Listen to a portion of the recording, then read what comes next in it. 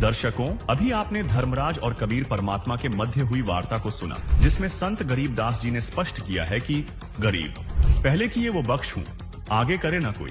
कबीर कह धर्मराय से, नाम रटई मम सोई, गरीब कर्म भ्रम ब्रह्मंड के, पल में करहूं नेश, जिन हमरी दो ही दई, सो करो हमारे पेश। यानी कबीर परमात्मा धर्मराज से कहते हैं कि जो पाप कर्म मेरी शरण में आने से पहले किए थे उनको क्षमा कर दूंगा, आगे वह भक्त पाप कर्म नहीं करेगा। अर्थात जो हमारी सच्ची भक्ति पूर्ण संत से लेकर करेगा उसके सर्व पाप नाश कर दूंगा।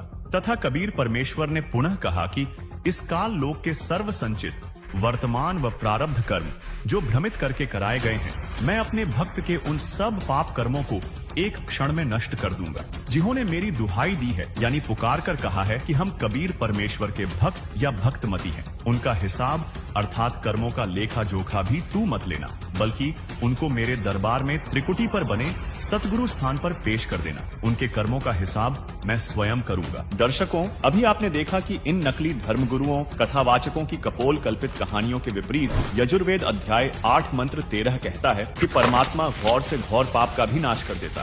और यजुर्वेद के इसी उल्लेख को प्रमाणित करते हुए पूर्ण परमात्मा कबीर जी अपने विधान में बताते हैं, कबीर जब ही सत्य नाम हृदय धरा, भयो पाप का नाश, मानो चिंगारी अग्नि की पड़ी पुराने घास। अर्थात जिस समय साधक को सतनाम अर्थात वास्तविक नाम मंत्र पूर्ण गुरु से मिल जाता है और वह साधक पूर्ण परमात्मा की भक्ति अर्थात सतनाम का स्मरण आजीवन मर्यादा में रहकर करता है, तो उसके सर्व पाप कर्म ऐसे नष्ट हो जाते हैं जैसे सूखे घास के बहुत बड़े ढेर को अग्नि की छोटी सी चिंगारी जलाकर भस्म कर देती है, उसकी राख को हवा उड़ाकर इधर उधर कर देती है। ठीक इसी प्रकार पूर्ण परमात्मा की भक्ति का सतनाम मंत्र रूपी अग्नि घास के ढेर रूपी पाप कर्मों को भस्म कर देता है, जो दुखों का मूल है, जिससे साधक सुखी हो जाता है। यानी सच्चे संत के द्वारा बताई गई पूर्ण परमात्मा कबीर साहिब की शास्त्र अनुकूल सच्ची भक्ति करने से प्रारब्ध कर्म नहीं भोगना पड़ेगा। वीडियो को पूरा देखने के लिए फैक्टफुल डिबेट्स यूट्यूब चैनल पर विजिट करें।